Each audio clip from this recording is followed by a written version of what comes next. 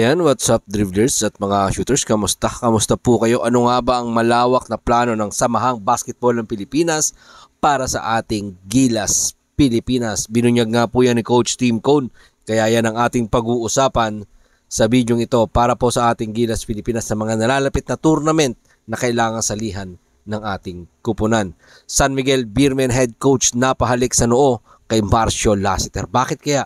Pag-usapan din po natin yan. Pedro Harencio, sapat nga ba ang naging multa sa pagkakasala sa pagkakamali sa PBA? Pag-usapan din po natin yan. Pero bago yan, kung kayo po'y napapadaan lang at nagugustuhan ng ating video, ako po'y maglalambing. Pahingi po ng isang like, share, comment down below.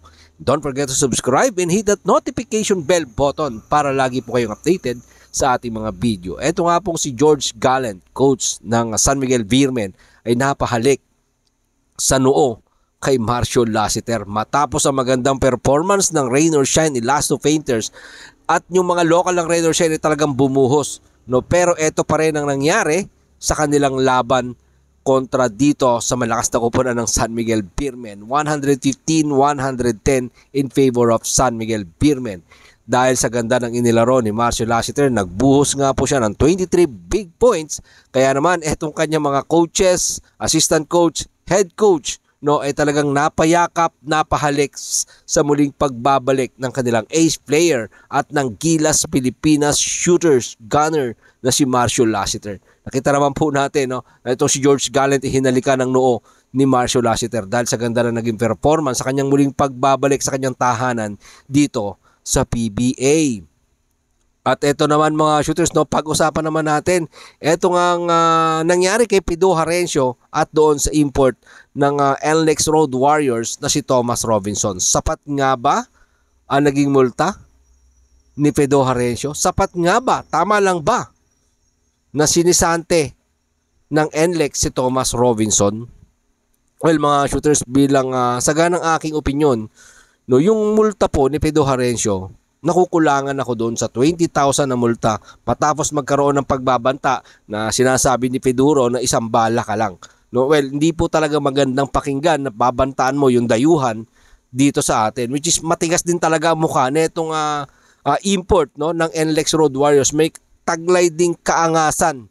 Pero mga ka-shooters, para sa akin, sa mga ganong klase may pagbabanta na, nakukulangan ako doon sa multa na 20,000 at dapat yon may kaakibat na kahit ilang araw, ilang game na suspension para naman madala etong ating mga team manager, coaches na pagmumurahin ang kahit sino diyan sa PBA, 'di ba? Pag-usapan naman po natin eto pong malawak na pinaplano ng SBP patungkol po dito sa ating Gilas Pilipinas. Dito sa nalalapit na Paris Olympics, sa kanilang preparation dito, ano nga ba yung magiging malawak nilang programa?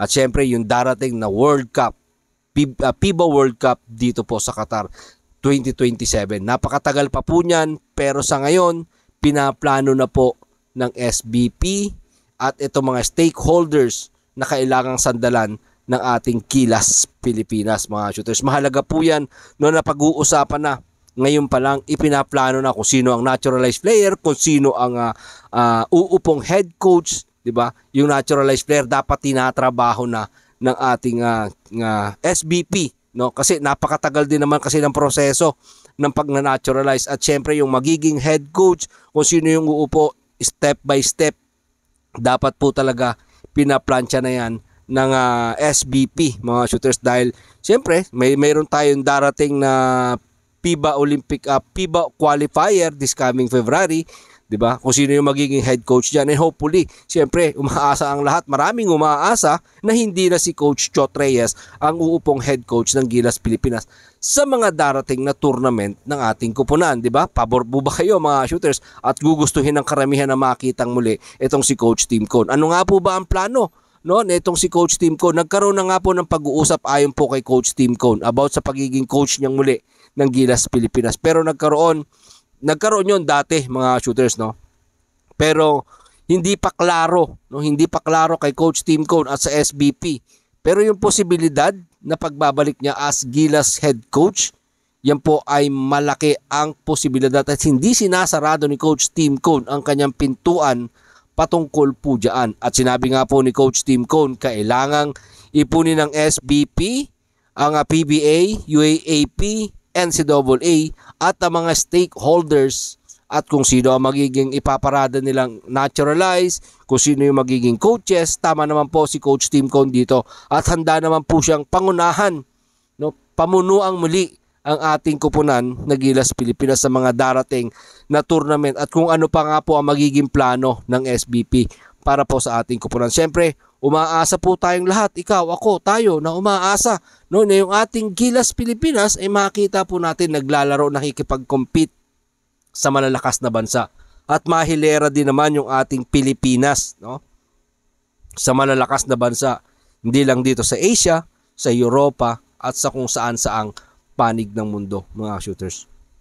Siyempre, isang magandang programa ang kailangan po ng ating kupunan na Gilas Pilipinas. Tama po ito, no? Yung pag-iipon-ipunin natin itong mga stakeholders. Mahalaga po yan, no, na pag-ipon-ipunin natin itong mga stakeholders na itong mga shooters at magtalaga ng isang magaling na coach at mag-ayos tayo ng isang naturalized player o hindi lang na isang naturalized player, damihan yung naturalized player dito sa ating bansa, di ba? At yung mga coaches, ano ba, katulad ni Coach Tim Cone, no?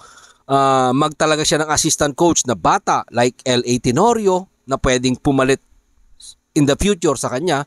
Yung mga tipong ganon para sa ating kupunan ng Gilas Pilipinas. Dahil gusto natin mga shooters makita yung ating kupunan na naglalaro ng maganda, naglalaro ng maayos yung programa, no? Hindi yung isang linggo ang laban, isang buwan ang laban, pero bago mag-aayos ng programa. Parang yun nangyari doon sa World Cup, no? Matagal na nating alam na tayo mag-host ng World Cup, pero hindi maganda yung naging programa ng simula, 'di ba? Isang buwan, 1 month before, 2 weeks before bago nasama yung ating naturalized sa training, 'di ba? Hindi yung kinuha mo si Brownlee and later on papalitan mo pala ng Jordan Clarkson. 'Di ba? Pinagsama mo pa sa Europa ng training, sayang yung pera. Sinasabi po ng iba, sayang yung pera, hindi naman po tayo mananalo. Well, mga shooters, kaya nga po nag-iipon ng stakeholders para po maggumastos dito, no, mga shooters. Hindi naman po ito gagastosan ng ating gobyerno. Yung mga stakeholders po diyan ang gagastos.